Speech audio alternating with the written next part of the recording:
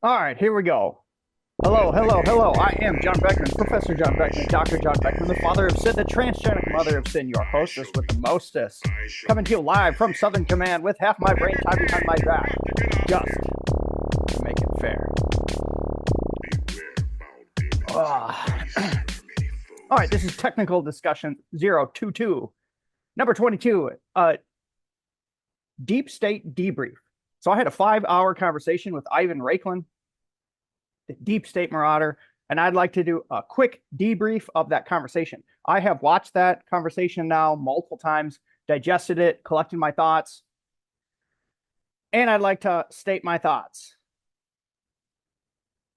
A summary of that conversation is the following. 1, US elections are fraudulent and have been for a while. 2, Twitter conspired with the government to take away the First Amendment freedoms of the citizens, and Elon Musk owns the recorded proof of this in the mother of all Twitter files. 3, the deep state is the cause of corruption and should be punished. Those are the quick summary points of Ivan Raiklin's worldview and what came out of that conversation. Again, it's 5 hours long. There's lots of evidence. If you want to see, dig into the evidence. I've chunkified that conversation into many different things and posted it on my YouTube channel. So there are links to that on the YouTube channel. And the 5-hour conversation is also now timestamped. So you can go back, you can look at all those points from that conversation. All right. So what are my thoughts after analyzing that conversation, thinking about that conversation? So the first thing I want to talk about is fixing the corruption. It's obvious that the deep state is completely corrupt. Many of our government organizations are corrupted. They can't be fixed because if you get rid of somebody, there's a whole power network, a web network within those organizations that rises to the top and maintains the corruption. So I think some of these organizations need to be completely eradicated, annihilated. I say on my Twitter, annihilate the deep state. Some people are not willing to go that far to get rid of these corrupt government organizations. I'm thinking CIA, FBI, DOJ, Department of Homeland Security. All these things are completely corrupted. I understand people are not going to be willing to go all the way to eradicate those government organizations. If you want to compromise, we could do a 90-10 firing. That's what was discussed in this video. So fire 90% of the employees, keep 10% of the top performers that are uncorrupted. I think you need to get rid of the entire top network. That would help. The other thing that I'm going to suggest that I think would be very beneficial is to decentralize the DC Virginia bubble. So one of the things that we discovered in this conversation is that Ivan revealed that the FBI has connections with the judiciary systems in Virginia. So whenever an FBI agent gets brought up for corruption, he will be charged under a district that is favorable to the FBI, under which the FBI agents often know and intermingle with the judges. So you can't prosecute these people. And the reason that that's happening is because all of our government is centralized in DC, in the DC area. We need to remove the power from DC. We need to weaken the state of Virginia, and we need to decentralize the DC Virginia bubble. So what that means is if they're going to build a new FBI building, okay, that's fine. You can have your FBI building, but it needs to be built in Russo, Minnesota, or it needs to be built in Alaska, somewhere far, far away from these power networks. That will prevent these webs of corrupt individuals from interacting. That will help inhibit corruption in these agencies. They already did this with the USDA. They put the USDA building in Kansas. That was a good move. They should do that with every single government agency. They should not be centralized in DC. There's no reason that all that power should be centralized in one geographical location. That is what foments corruption. Second thing that came out of this, and that I'm really realizing, is that there are foreign agents with mixed allegiances in our government. Even within the Congress, there are 2 examples of representatives. One example, Ilhan Omar. Another example, the Vindman brothers. These are people that are working at high levels in our government that are having mixed allegiances to multiple countries, and they are not advocating for the best interests of the United States. It's not just one party, it's both parties. Both parties are corrupted. Vindman, one of these Vindman characters, is a Republican nominee for a House in the state of Virginia. So as a Republican, I mean, nobody's more right-wing than me. I'm the right-wing, most MAGA person you could ever possibly find. And I cannot support that guy as a Republican. We cannot support traitorous people who have mixed allegiances as nominees for the Republican Party. I mean, I think it's shocking that he won a primary, and I want to know who's funding him. So we need to be aware that there are foreign agents mixed within our government at all levels and all agencies, and this is very dangerous. We should seek to fix that. Okay, many of the conversation points focus on surveillance. I have a lot of thoughts on how terrible the surveillance state in America has come. My first point is that all Americans are or can currently be spied on. It doesn't matter who you are. It doesn't matter whether you're good or bad. It doesn't matter what party you are. All Americans can currently be spied on and probably are. So let me go through some of these points that elaborate this, which came from the conversation. So the United States government can spy on American citizens with or without government approval. So whether or not they can get legal approval is sort of just a bureaucratic protective mechanism. It doesn't actually inhibit or help them from, what do I want to say? They can spy on you whether they have approval or not. Okay, so with approval, one, they can get approval with these FISA warrants just based on the fact if you talk to a foreigner. So if you talk to somebody who's a foreigner, they can file a warrant to claim that the foreigner that you've talked to might be a spy. And that can give them approval to spy on you. So it's very easy for them to get approval. Second, they were falsifying those documents. So they were creating fraudulent applications to claim that foreigners were spies to get permission to spy on Americans. So even if you are a completely upstanding citizen, they can still spy on you by falsifying the documents, okay? Now that's with approval. Even without approval, they can still spy on you. And what they do is they go to other government organizations, spy agencies in Britain, spy agencies in the EU, spy agencies in Australia, and they ask them to spy on you. And then they ask for reports based on what those agencies think. So it doesn't matter whether you're good or bad. It doesn't matter whether there is a legitimate reason or not to spy on you. It doesn't matter whether they have approval or not. They can spy on everybody. Okay, there is multiple evidences. Again, go back to that conversation where it's in the public record that they are falsifying these documents that justify the warrants, the FISA warrants that allow them to spy on Americans. And they have a little clever tactic where what they do is these warrants often have to be renewed. There's a certain expiration deadline. So in the original application, that's where they're in the most dangerous state, where they're actually forging documents, creating fraudulent documents, and submitting those to the judge to get approval. But as soon as that expires and it needs to be renewed, then they're in safe territory, because what they do is they delete all the old files from the original application and they revise it, and then the revision overwrites the old file. And so whenever anybody asks to look into why they're spying on somebody, they have a revised, newer version that doesn't include the old forged documents. So they have a clever strategy where if they want to spy on anybody, they forge documents, they send in the application, they get the approval, and then when they need to revise it and renew it, they create a new document which overwrites and destroys the original evidence. Okay, another thing we learned is that they promote people who do this. So the people who create these forged documents are getting promoted in the FBI. So they have set up a system, a mafia-like system, where they don't let you get promoted until you demonstrate that you're loyal to the corrupt system by breaking the law, forging documents. Then you've sort of demonstrated your loyalty to them, and then you get promoted. So the whole system is corrupt. The whole top network needs to be annihilated. They need to be removed from government, from their positions of power. And I say this in a peaceful, ethical, moral way. Okay, let's talk about this 2-hop rule. So this two-hop rule is what we discovered.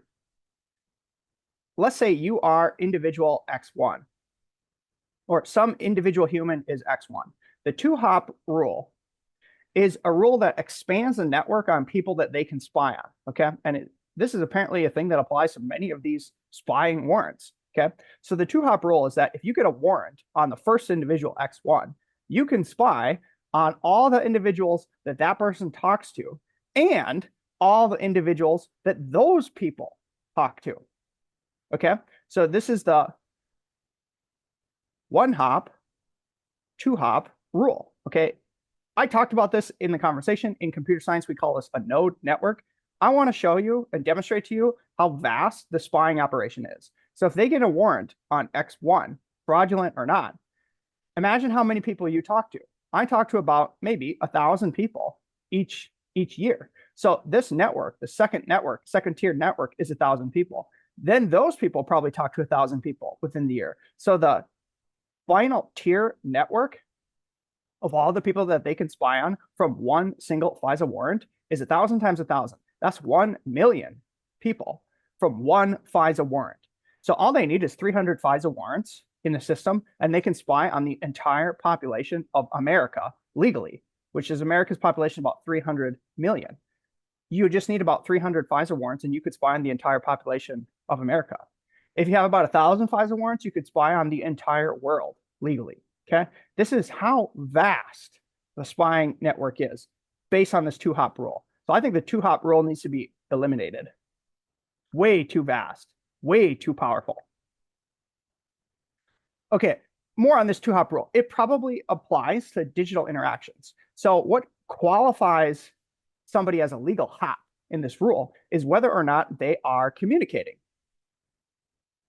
And communication could be very broadly defined. We have no idea how the government is defining communication. You would imagine it to be a person to person, but I doubt that's how they do it. I bet they define communication within the government, within this two-hop network, this graph structure, as probably any digital or verbal or written communication. That would apply to direct messages in any app. That would apply to posts. That would apply to comments. That would apply to replies.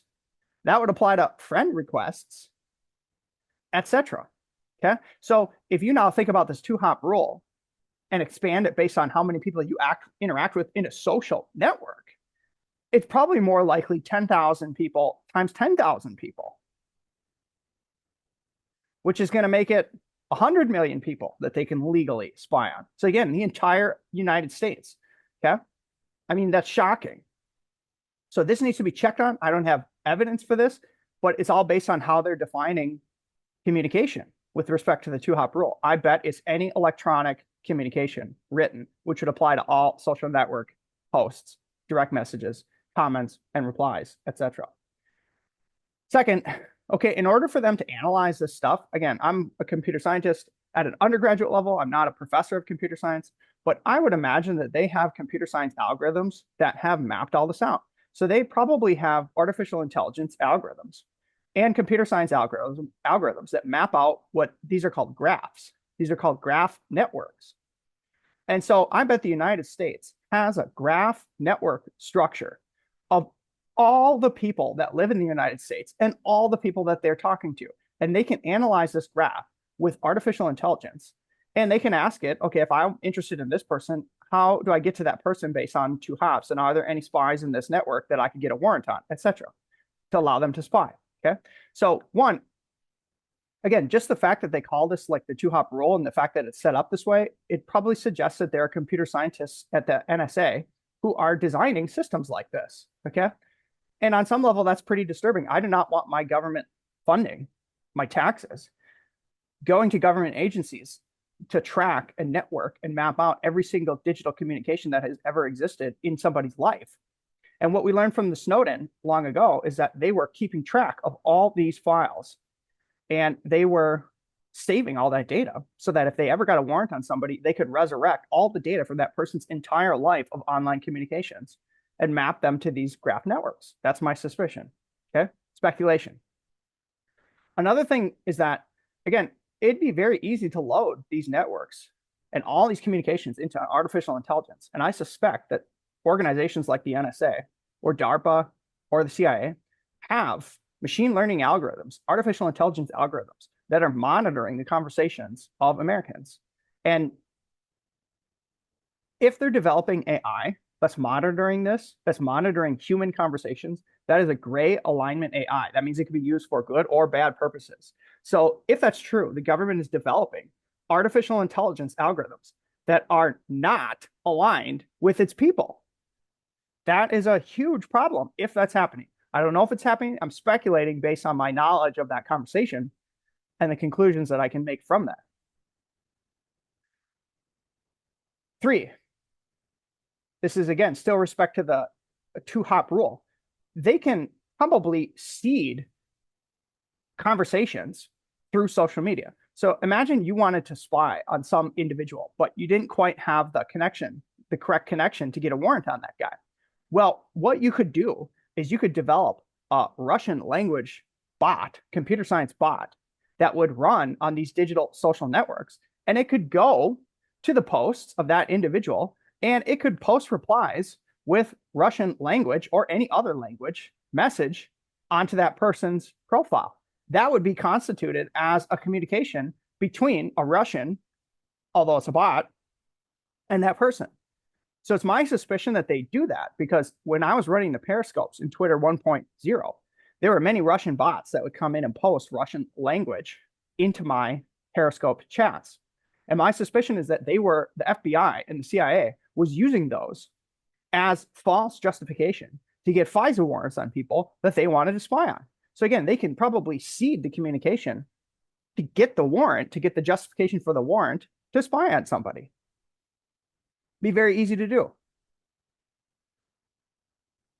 Okay, so the 2-hop rule is just vastly expansive. It needs to be fixed. It needs to be gotten rid of.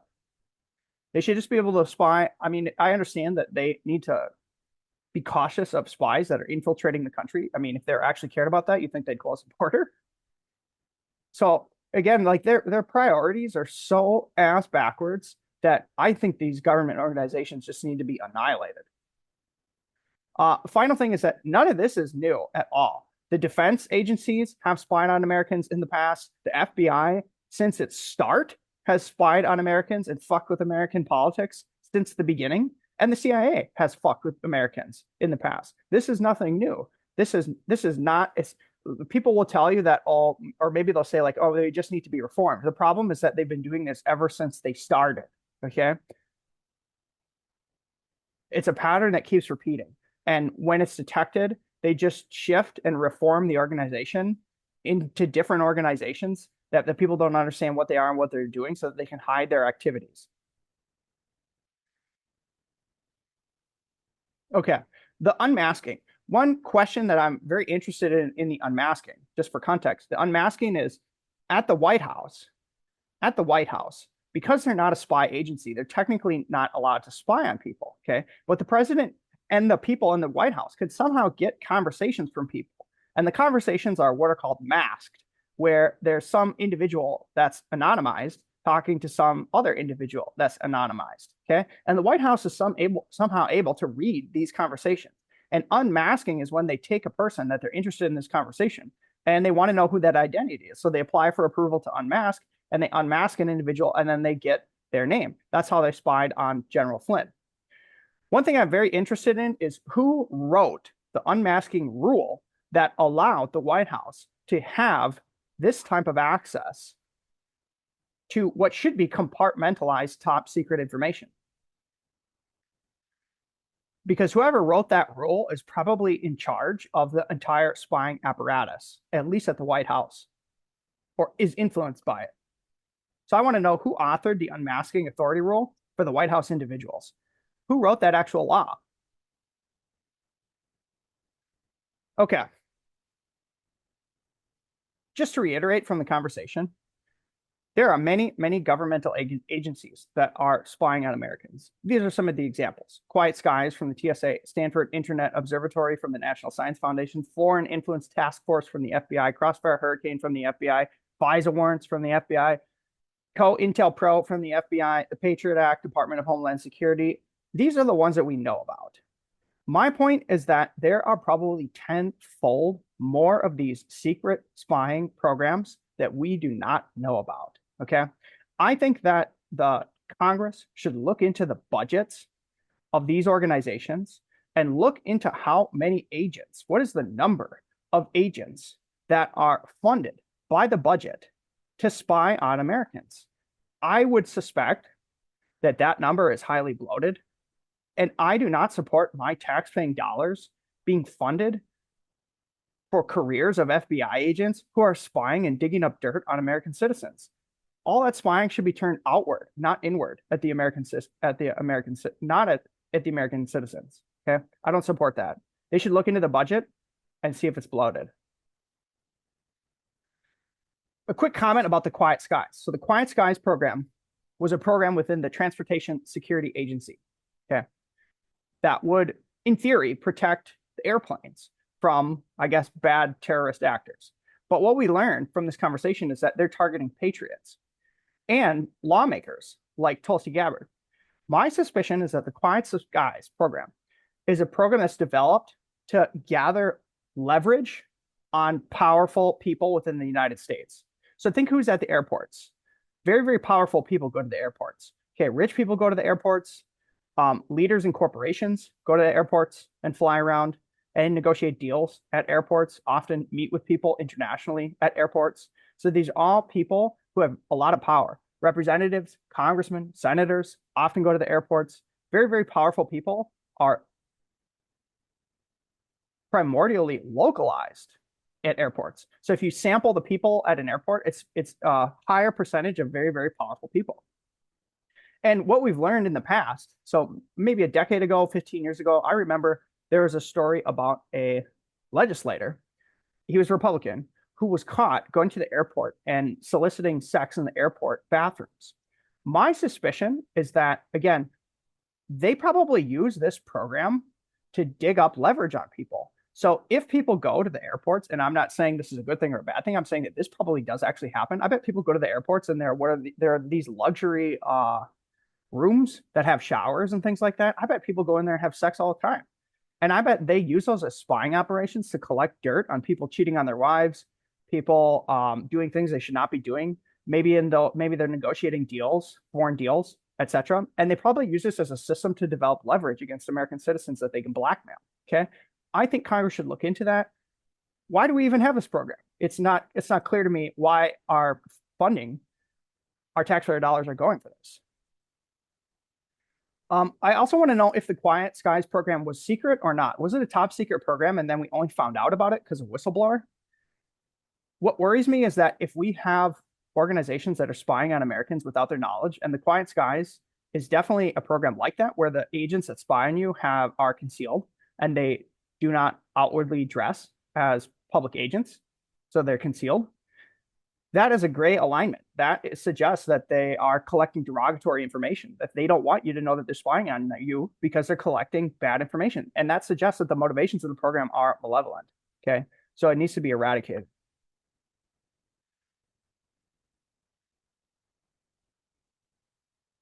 Okay, final thing about all this spying and all this censorship is I want to know. So one of the things that we learned in the conversation with Ivan is that in Twitter 1.0, there were many, many Patriot accounts that were targeted and purged from the original Twitter, and afterward they moved to Parler. Okay, and I know people's accounts. I actually know people's accounts who were purged. They disappeared. I want to know who collected those lists and who authorized those purges. And what I've discovered recently is that there is a person, Rob Flaherty. Rob Flaherty was on the email from the White House. So he was a White House official that was sending emails to Facebook to censor certain information. So there were people from the government who were building lists of people to censor and purge. And I want to know the extent of this. And I think this person who was a digital strategist at the White House, now he's deputy campaign manager for Kamala Harris. I would suspect that this person is high up in the censorship industry and has in the past sought to censor his political opponents. And I think we should look into that. I would suspect that somebody like him built these lists of all the accounts to purge. And if that's the case, that's against the First Amendment. So that, again, there's cases of the government taking away the First Amendment of its citizens and also taking away the Fourth Amendment, which is to protect us against unreasonable searches and seizures, which all of these government spying programs obviously break. They're all unconstitutional, especially with the expansiveness of the two-hop rule. Okay. Final thoughts on this weaponization committee. So changing subjects here.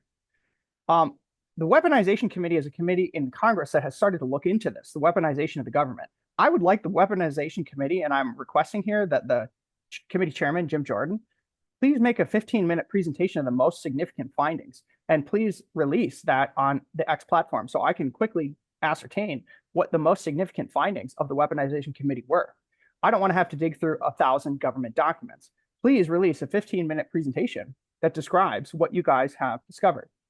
Second, I don't know what other people think, but with respect to the assassination attempt on Donald Trump and with respect to the assassinations of the Kennedys in the past, I'm now operating on the principle that I believe that the government has the power to weaponize weirdos. So again, just logically thinking, I think that with all the AI that is available to all the government organizations, I'm pretty sure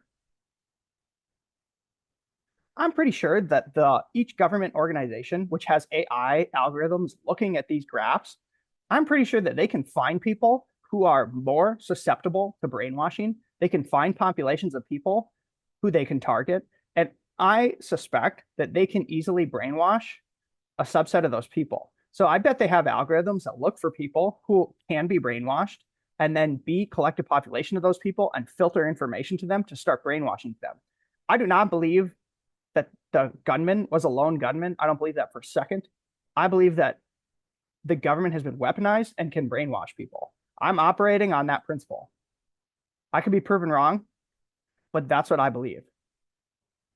And I think if you don't believe that, I think you're very ignorant of what's possible with digital persuasion.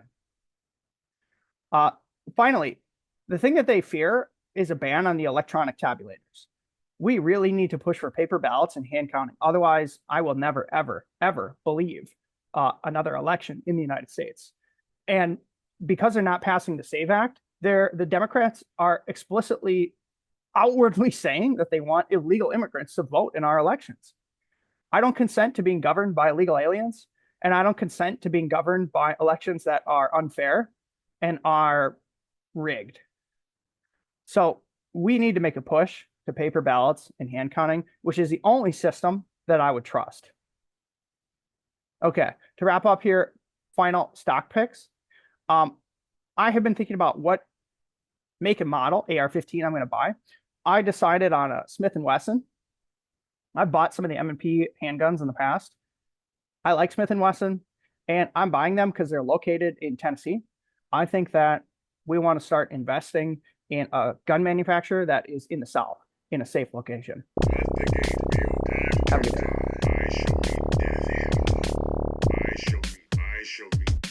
I shall meet death head on.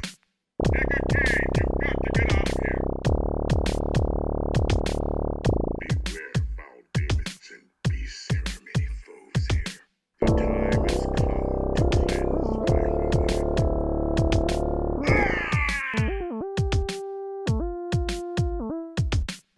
This monastery reeks with evil and corruption.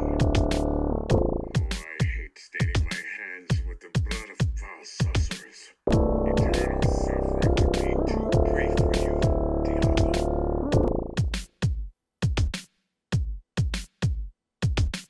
Let the gate be open to die. I shall meet death head on. I shall meet death head on. Nigga King, you've got to get out of